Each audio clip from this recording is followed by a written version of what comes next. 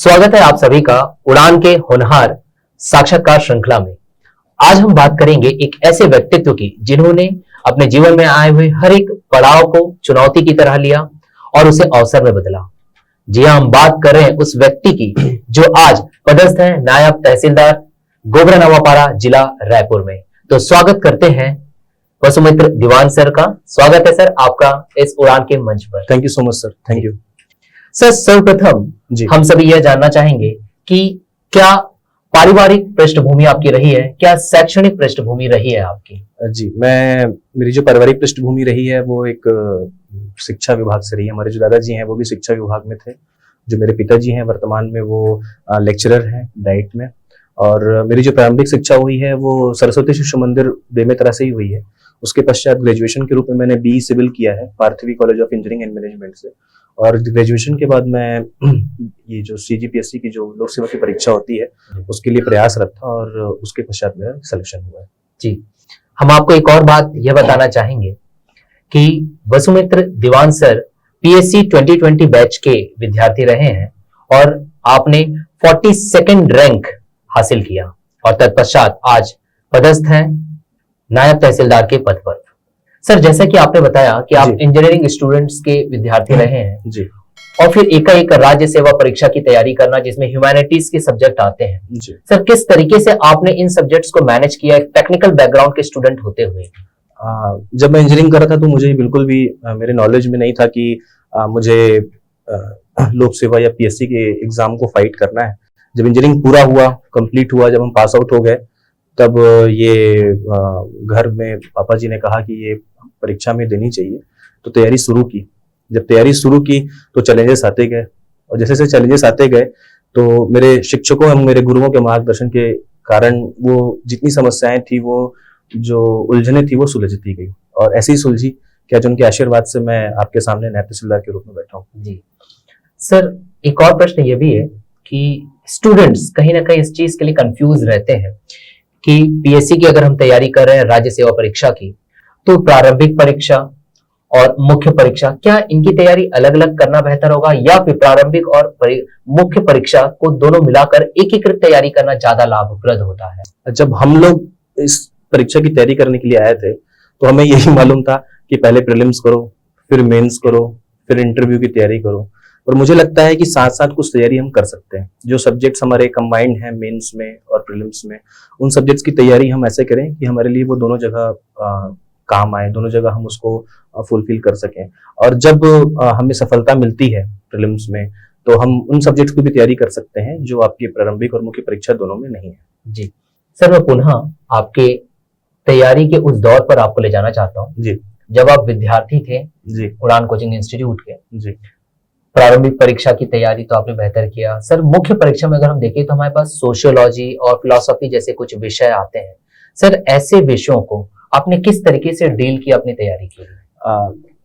इसके लिए तो मैं अपने उड़ान परिवार के सभी शिक्षकों का बहुत बहुत धन्यवाद, उनको आभार करना चाहता हूँ कि उनके मार्गदर्शन के फलस्वरूप ये जो फिलॉसफी जैसे जो सब्जेक्ट्स हैं वो हमें बहुत सरल लगने लगे। सबसे अच्छी बात हमारे इंस्टीट्यूट की ये थी कि हम जब भी अंकित सर से कोई निवेदन करते थे तो वो निवेदन कभी हमारा अस्वीकार नहीं हुआ, हमेशा स्वीकार हुआ। जैसे फिलॉसफी की क्लासेस हमें अगर और चाहिए तो सर ने और कराई। अगर हमें लगता था कि हमें संविधान और पढ़ना है तो हम किसी दूसरे बैच में जाके पढ़ सकते थे। बंदे सर हैं तो उन्होंने जिस तरीके से संविधान पढ़ाया है, मुझे लगता है कि संविधान एकदम जहन में बस चुका है।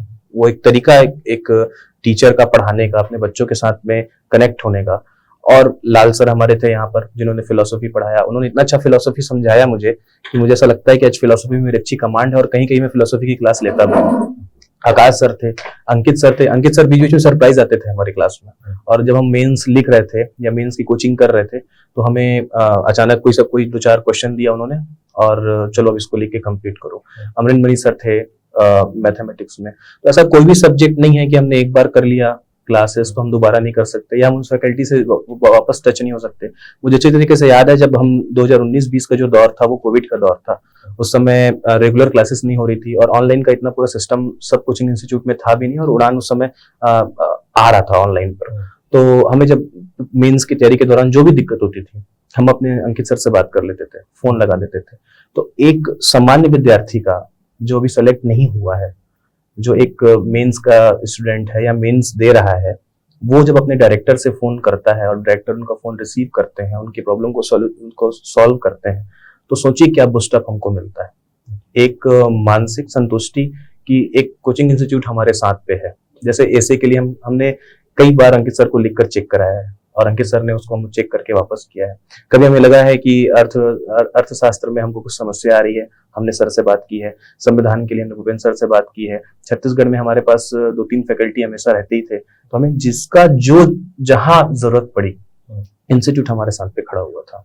तो एक मानसिक और एक बूस्टअप जो हमें मिला है इस इंस्टीट्यूट से, खासतौर पर उस दौर में जिस समय सारी चीजें ठप थी, रेगुलर हम आ नहीं पाते थे। टेस्ट सीरीज तो खैर ऑनलाइन चल रहा था, वो तो अलग है, पर उसके साथ भी बहुत सारी क्यूरियोसिटी होती है हमारे मन में कि हम इसको कैसे करें, यहाँ पर कैसे करें, सर ये नहीं हो रहा है हम कैसे करें, लैंग्वेज में हम क्या पढ़ें क्या नहीं पढ़ें। एक बच्चे के मन बहुत सारी उत्सुकता रहती है। जब आप मेंस देते हैं ना पहली बार पे या दूसरी बार पे, जब तक आप सेलेक्ट नहीं हो गए रहते हैं, आपके पास 1000 क्वेश्चन होते हैं कि हम कैसे करें। वो सबका जवाब था हमारे सर के पास पे, अंकित सर के पास पे, हमारे फैकल्टीज के पास पे। और मैं तो धन्यवाद देना चाहूंगा अपने उड़ान परिवार को कि जब जहां जरूरत रही, हमने फोन के माध्यम से, प्रत्यक्ष संपर्क के माध्यम से उनके पास गए हैं और हमें उसका निराकरण मिला है। और उस समय भी, इंटरव्यू के पहले भी मैंने सर को फोन किया था और इंटरव्यू के बाद भी मैंने उनको बताया। तो हर तरीके से ये जो सब्जेक्ट है, पांडे सर हमको सोशियोलॉजी पढ़ाते थे, हम खुलकर डिस्कशन करते थे। अगर हमारी क्लास 10 दिन की है तो कभी ऐसा नहीं हुआ कि 10 दिन के बाद हमारी क्लास बंद कर दी गई, हमें और लगता तो हम और पढ़ते थे। तो ये एक ऐसा एक्सपीरियंस था जिसने हमें बहुत मदद की है यहाँ तक पहुंचने। जी सर, प्रिपरेशन के दौरान टेस्ट सीरीज की अगर बात करें जी, तो टेस्ट सीरीज की क्या महत्व होता है विद्यार्थियों की? ये टेस्ट सीरीज आपके ओवरऑल प्रिपरेशन को और मजबूत करता है, आपकी प्रेजेंट की स्थिति को बताता है। जब टेस्ट सीरीज वैसे तो मैं टेस्ट सीरीज नहीं दिया है, 1-2 बार यहाँ ज्वाइन किया था टेस्ट सीरीज पे, पर जब टेस्ट सीरीज में रिजल्ट बहुत पॉजिटिव नहीं आ रहा था तो मैंने देना बंद कर दिया था। फिर भी मेरा ये मानना है कि टेस्ट सीरीज हमें देना चाहिए, हमें रिजल्ट और रैंक पे नहीं रहना चाहिए कि हमारा रैंक 300 आ रहा है टेस्ट सीरीज में या 400 आ रहा है। हमें बस टेस्ट सीरीज देना चाहिए और उन क्वेश्चन से गुजरना चाहिए। कभी कभी ऐसे क्वेश्चन जो टेस्ट सीरीज में आते हैं सीधे पीएससी में पूछे जाते हैं, या प्रीवियस ईयर के क्वेश्चन हैं जो सीधे पीएससी में आ जाते हैं। तो जब उन क्वेश्चन से हम गुजरते हैं तो हमारा समय बचता है और उन क्वेश्चन को बहुत जल्दी सॉल्व करके दूसरे प्रश्न जो टेढ़े हैं जिसमें हमें समय देना है, उनके लिए समय बचा पाते हैं। जी सर, एक प्रश्न जो आजकल कल्चर देखने मिल रहा है, स्टूडेंट्स कहीं ना कहीं लाइब्रेरी ओरिएंटेड भी हो रहे हैं सर, कि हम लाइब्रेरी में जा करके हम हमारा स्व अध्याय भी कर सकते हैं। तो क्या कुछ भूमिका रहती है लाइब्रेरी की इस विद्यार्थियों की राज्य सेवा परीक्षा की तैयारी करने के लिए? देखिए, चाहे लाइब्रेरी की बात हो, चाहे ऑनलाइन क्लास की बात हो, चाहे अपनी अपनी प्रिपरेशन करने की बात हो, मेरा यही मानना है कि सबका अपनी अलग स्थिति है, सिचुएशन है और अपना तरीका है। जिसको जो भा रहा है, जो जिसमें सुटेबल है, वो वैसा करे। अगर किसी को लग रहा है कि मुझे लाइब्रेरी जाके पढ़ने में मजा आ रहा है, बिल्कुल पढ़े। अगर किसी को लग रहा है कि लाइब्रेरी जाके मैं अपना टाइम वेस्ट करता हूँ, ज्यादा पढ़ता कम हूँ, ज्यादा घूमता हूँ, तो मत जाए। अगर किसी को लग रहा है कि नोट्स बनाकर मुझे प्रिपेयर करना चाहिए, नोट्स बनाकर प्रिपेयर करें। आप किसी सेलेक्ट कैंडिडेट का एक्सपीरियंस लेकर उसे अपने जीवन में मत उतारिए, आप सेल्फ एनालाइज करिए। और आप जब सेल्फ एनालाइज करेंगे तो आपको पता चल जाएगा कि आपके जैसे ही कुछ लोग और चयनित हुए हैं, आप उनको फॉलो कर सकते हैं, उनको देख सकते हैं और अपना रास्ता खुद बना सकते हैं। मुझे लगता है कि अगर 175-176 बच्चे सेलेक्ट होते हैं तो सबका अपना अलग तरीका है पढ़ने का, सबका अपना अलग व्यू है सिलेबस को लेकर, सबका अपनी अलग रणनीति है। तो किसी की रणनीति एक दूसरे से मेल नहीं खाती है। तो आपकी भी सेलेक्ट होने की जो रणनीति रहेगी वो सबसे हटके रहेगी। बस आप एक एक्सपीरियंस उनसे ले सकते हैं, एक चीजें उनसे सीख सकते हैं। तो अपना तरीका, अपना व्यू, अपनी चीजें और जो अच्छा लग रहा है आपके पैटर्न पे। कुछ लोग ये भी बोलते हैं कि रात में जग के पढ़ना चाहिए कि सुबह उठ के पढ़ना चाहिए। आपको जो अच्छा लगता है आप करिए। मैं लेट नाइट पढ़ता था तो मैं लेट नाइट में सेलेक्ट हुआ। बहुत ऐसे बच्चे हैं, ऐसे कैंडिडेट हैं जो अर्ली मॉर्निंग बैठकर करते हैं। आपके क्या फिट हो रहा है, आप पे जो फिट हो रहा है वो सबसे बेस्ट है। मतलब स्टूडेंट्स को अपनी सुविधा स्वयं देखनी चाहिए। हाँ, आपको देखना है। सबकी अलग स्ट्रेटेजी होती है। कोई फिलोसॉफी को बहुत अच्छा तैयार करके जाता है तो कोई फिलोसॉफी को बहुत छोड़कर जाता है। तो उस रणनीति में भी कोई डिप्टी कलेक्टर है, कोई नायब तहसीलदार है, कोई अकाउंट ऑफिसर है। तो आपकी अपनी रणनीति, आप अपनी क्षमता और अपनी कमियों को जिस दिन आप पहचान लेते हैं उस दिन मुझे लगता है कि आप अपने सिलेक्शन के आधे सफर तक आप पहुंच जाते हैं। अगर हमें अपनी क्षमता और हमें अपनी कमियां नहीं पता है तो मुझे लगता है कि हमारा सफर अभी मीलों तय करना बाकी है। सर, प्रारंभिक परीक्षा पास करने के बाद मुख्य परीक्षा को पास करने के बाद विद्यार्थियों को आयोग के द्वारा साक्षात्कार के लिए बुलाया जाता है जी। तो उस साक्षात्कार की तैयारी करने से पहले मॉक इंटरव्यू जैसा एक अहम हमारे पास पड़ाव दिखाई देता है सर, जिसे विद्यार्थी जरूर कोशिश करते हैं, ट्राई करते हैं उस मॉक इंटरव्यू में। जी। तो उसका क्या लाभ मिलता है मुख्य तौर पर आयोग के द्वारा लिए गए साक्षात्कार में? देखिए, जब प्रीलिम्स मेंस देकर आप इंटरव्यू में पहुंचते हैं तो आपको अपने सब्जेक्ट के बारे में, अपने सिलेबस के बारे में पूरा ज्ञान होता है, इसलिए आप वहां पर बैठे होते हैं। जो मेन आपका काम करता है मॉक इंटरव्यू में वो है प्रेशर हैंडल करने का। जितना ज्यादा आप मॉक इंटरव्यू देते हैं उतना आप फेमिलियर होते हैं कि आप अननोन पर्सन्स को कैसे डील कर रहे हैं, उनसे आप कैसे बात कर रहे हैं। अचानक आप किसी बेंच में जाते हैं किसी इंस्टीट्यूट के, वहां आपको 4-5 लोग मिलते हैं जो आपके लिए बिल्कुल भी फेमिलियर नहीं है, आपने उनको पहली बार देखा हुआ है। अब आप उनको जवाब दे रहे हैं, उनसे सवाल कर रहे हैं और हर बेंच का अपना अलग अलग व्यू होता है इंटरव्यू लेने का। कोई बहुत पोलाइट होते हैं, कोई बहुत स्ट्रिक्ट होते हैं। तो हम जितना ज्यादा मॉक इंटरव्यू देते हैं उतना ज्यादा हम प्रेशर हैंडल करना सीखते हैं और यही चीज सबसे ज्यादा हमें काम आती है अपने मॉक इंटरव्यू में, जब कुछ ऐसे प्रश्न हमसे पूछ ले जाते हैं जो हमारे लिए नए हों, कंडीशन हैंडलिंग के हों। और सबसे बड़ी बात यह है कि कैसे एंट्री करनी है, कैसे बैठना है, हमारे हमारे हमारे ऊपर कैसे कपड़े अच्छे लगेंगे। तो छोटी छोटी बातें जो हमें कहीं ना कहीं हमारे दिमाग से स्लिप हो जाती है या हम मिस कर जाते हैं, वो चीजें हमारे संज्ञान में जाती है। और जब हम उन सारी चीजों को समेट कर अपने मॉक इंटरव्यू देने जाते हैं तो हम अपना बेस्ट करते हैं और अच्छा रिजल्ट लेके आते हैं। जी, पूर्व में चर्चा के वक्त आपने यह भी बताया था कि जब आप एक विद्यार्थी रहे थे तब आप उड़ान कोचिंग इंस्टीट्यूट के शायद रेगुलर स्टूडेंट भी रहे हैं। हाँ जी, मैंने उड़ान से ही अपनी कोचिंग कंप्लीट की है और यही मैंने सिर्फ मॉक इंटरव्यू यहाँ दिया था। मुझे मॉक इंटरव्यू का किस्सा याद आ रहा है कि जब मैं पहले मॉक इंटरव्यू देने के लिए गया था तो मेरा पहला इंटरव्यू मॉक इंटरव्यू सिर्फ सौर मंडल में ही खत्म हो गया था। अंकित सर ने सबसे पहले मुझे वसु का मतलब पूछा था, वसु मित्र का। तो मैंने कहा था सर वसु मित्र का मतलब सूर्य है। और फिर वहां से वो सूर्य से सौर मंडल, फिर तारा, और वो पूरा सिनेरियो 15 मिनट का मेरा इंटरव्यू केवल सौर मंडल में खत्म हो गया था। तो मैं सोच भी नहीं सकता था कि एक इंटरव्यू मेरा ऐसा जाएगा। सिर्फ मैं सॉरी सर, क्षमा चाहूंगा सर, मैं ऐसा करके बस निकाल रहा था। तो ऐसे ऐसे जब एक्सपीरियंस जब आपको हो जाते हैं तब आप बिल्कुल प्रिपेयर होते हैं अपने इंटरव्यू के लिए कि कोई नए क्वेश्चन आ जाएंगे, अनएक्सपेक्टेड क्वेश्चन आ जाएंगे, तो आप उसको कैसे टैकल करेंगे। जी सर, जैसे कि आपने बताया कि इंटरव्यू के लिए आपको बहुत सारी जो खामियां बाद में पता चली मॉक इंटरव्यू जब आपने दिया और फिर आपने उसे क्लियर कर आज आप पदस्थ हैं सर। जब आपने आयोग के इंटरव्यू को क्लियर करके आज नायब तहसीलदार के तौर पर आप कार्य भी कर रहे हैं जी सर। मगर आज परीक्षा प्रणाली को अगर देखा जाए तो बहुत से बदलाव हो रहे हैं विद्यार्थियों के लिए, जो परीक्षा पैटर्न में चेंजेस आ रहे हैं जी सर। इन चेंजेस को ध्यान में रखते हुए आप विशेष तौर पे विद्यार्थियों को क्या संदेश देना चाहेंगे कि उन्हें किस तरीके से तैयारी करनी चाहिए? देखिए, परीक्षा पैटर्न सिर्फ इस 1-2 साल में ही नहीं बदल रहे, हमेशा हर 2 साल में बदलते रहते हैं। जिस समय हम लोग तैयारी करने के लिए आए थे उस समय भी एक नया बूम आया था आर्थिक सर्वेक्षण का। उस समय 2018 पीएससी में, 2017 पीएससी में आर्थिक सर्वेक्षण के बहुत सारे प्रश्न पूछे गए थे। वहां से एक सिलसिला चालू हुआ कि अब आर्थिक सर्वेक्षण को भी तैयार करना है। फिर हर पीएससी में कुछ नया हो रहा है। कुछ पीएससी लगातार 19-20 के पीएससी में फिलोसफी के क्वेश्चन पूछे गए, फिर 21-22 के पीएससी में फिलोसफी के क्वेश्चन गायब थे। तो चेंजेस तो हर बार आ रहे हैं, पर इसका ये मतलब नहीं है कि सिलेबस से बाहर है या सिलेबस एकदम सा बदल गया है। हर बार एक नया नजरिया है, हर बार एक नया तरीका है जिसे प्रेडिक्ट करना मुश्किल है। इसका एक सबसे अच्छा तरीका है कि हम जितना हमारा सिलेबस है उसको हम अच्छे से पढ़ें। अब थोड़ा सा ये एक मुझे पॉइंट ऑफ व्यू लगता है कि स्टैंडर्ड बुक हमको अब फॉलो करनी चाहिए। पहले हम उतना डीप में एनालिसिस नहीं हो रहा था क्वेश्चंस का, पर अब हो रहा है। तो ये जो बदलाव अब आ रहा है कि थोड़ा सा डीप क्वेश्चंस, थोड़े नए तरीके के पैटर्न और हर बार परीक्षा का एक नया स्वरूप, तो एक परीक्षार्थी या एक एक्सपीरियंस जब परीक्षा देने के लिए बैठे तो उसे इन सभी आयामों को छू के बैठना होगा, तभी मुझे लगता है कि हम इस चक्रव्यूह को भेद पाएंगे। जी सर, जब एक अभ्यर्थी सिलेक्ट हो जाता है, चयन हो जाता है उसका, और वो एक पद पर पहुंच जाता है, जिस तरीके से आज आप एक नायब तहसीलदार के पद पर पदस्थ हैं, क्या कुछ बदलाव आता है हमारे जीवन में जो पहले कभी वसुमित्र दीवान हुआ करते थे और आज वर्तमान में जो वसुमित्र दीवान है, क्या चेंजेस आए हैं सर आपके जीवन में? बदलाव अगर आप देखना चाहें तो बहुत कुछ है, और आप नहीं देखना चाहें तो कुछ भी नहीं है। लोगों को देखने का नजरिया बदल जाता है। आप एक सक्षम अधिकारी हो जाते हैं, आपके पास आपके दायरे में एक शक्तियां हो जाती हैं, जिससे आप आपके आपके पास कुछ पावर हो जाते हैं, जिससे आप समाज को एक नई दिशा दे सकते हैं, लोगों का भला कर सकते हैं, अपने कार्यों का अच्छा निर्वहन कर सकते हैं, जिससे समाज को लोगों को अधिक से अधिक बेनिफिट हो।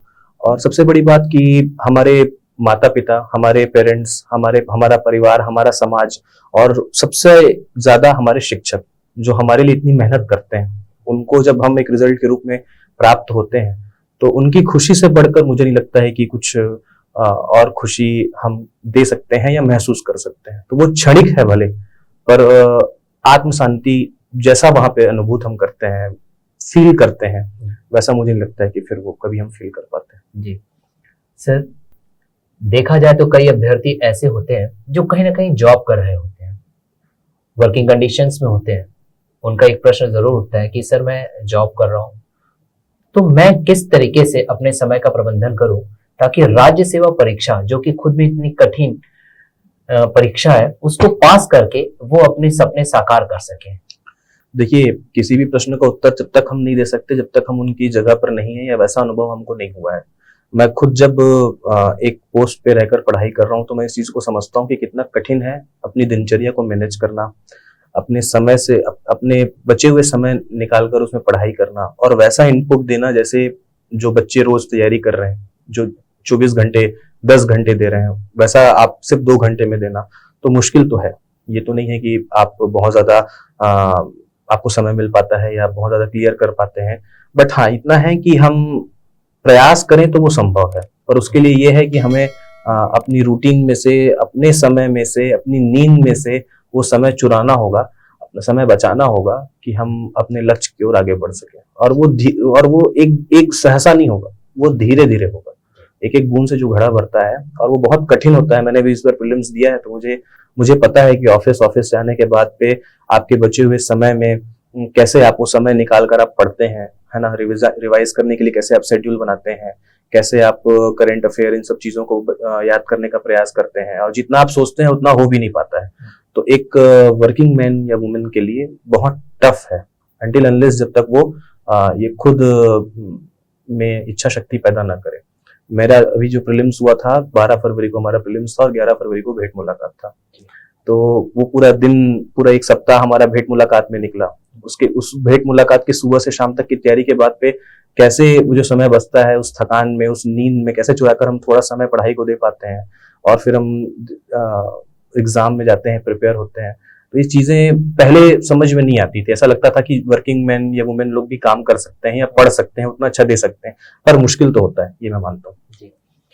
सर आज अगर वर्तमान की परिस्थितियों को देखें तो विद्यार्थियों के सामने सोशल मीडिया जैसा एक प्लेटफॉर्म दिखाई देता है। जी सर, ये सोशल मीडिया का कितना भूमिका है सकारात्मक तौर पर हमारे इस राज्य सेवा परीक्षा की तैयारी के लिए? सकारात्मक तौर पर बहुत बड़ी भूमिका है। आज आपके पास सारे सिलेबस ऑनलाइन है, कोई भी सब्जेक्ट हो उसका सॉल्यूशन आपके पास ऑनलाइन है। आप अगर कोचिंग नहीं जा पा रहे हैं तो सोशल मीडिया के माध्यम से सारे कंटेंट उपलब्ध कराकर आप पढ़ सकते हैं। तो अगर आप सकारात्मक तरीके से इस चीज को यूज करना चाहें तो मुझे नहीं लगता कि किसी चीज की कोई कमी रह जाती है। आपकी पढ़ाई में, आपकी तैयारी में, आपकी प्रिपरेशन में, आपके नजरिए में, हर तरीके का वहां पर आपके पास पे सॉल्यूशन है। चयनित विद्यार्थियों या चयनित एस्पिरेंट्स के, अधिकारियों के इंटरव्यू हैं, साक्षात्कार हैं, उनके अपने व्यूज हैं, पॉजिटिव हैं, नेगेटिविटीज हैं, बहुत सारी चीजें हैं। तो अगर आप सकारात्मक तरीके से देखें तो पूरा सिलेबस, पूरा ज्ञान का भंडार, पूरे तथ्यात्मक चीजें आज सोशल मीडिया पर उपलब्ध है। जी सर, अगर मैं वसुमित्र दीवान सर से बात करूं जो आज नायब तहसीलदार है, जिन्होंने अपने जीवन में इतने बदलाव लाए। जी, पहले आप कभी सिविल इंजीनियर रह चुके हैं सर, स्टूडेंट थे आप अभियांत्रिकी से जी, और आज आप नायब तहसीलदार हैं जी। सर, एक विद्यार्थी को आप अपनी ओर से क्या सक्सेस मंत्र देना चाहेंगे इस राज्य सेवा परीक्षा के लिए? सक्सेस मंत्र मैं तो यही देना चाहूंगा कि पेशेंस, धैर्य। ये पूरा एग्जामिनेशन आपसे केवल एक ही चीज मांगता है, धैर्य। अगर आप में धैर्य है तो मुझे लगता है कि कहीं ना कहीं आप या हम अपनी सफलता के बहुत करीब हैं और एक ना एक दिन सफल जरूर होंगे। जी। तो ये सारी बात रही जो हमें हमारे आज वर्तमान में पदस्थ नायब तहसीलदार हमारे वसुमित्र दीवान सर ने हमें बताया कि किस तरीके से उन्होंने अपनी जिंदगी में बस निरंतर आगे बढ़ते रहे, और भले ही आपके पास समय ना हो, अगर आप कार्यरत हैं तो फिर भी आप किस तरीके से अपने समय को निकाल करके राज्य सेवा परीक्षा की तैयारी कर सकते हैं। तो अंत में मैं आप सभी को यही कहना चाहूंगा कि उड़ान के होनहार इस साक्षात्कार श्रृंखला में बने रहने के लिए आप सभी का हार्दिक फिर से धन्यवाद देता हूं। सर आपका भी कि आप हमारे इस उड़ान के मंच पर थे। हार्दिक धन्यवाद sir. Thank you so much, और उड़ान परिवार का फिर से बहुत बहुत धन्यवाद।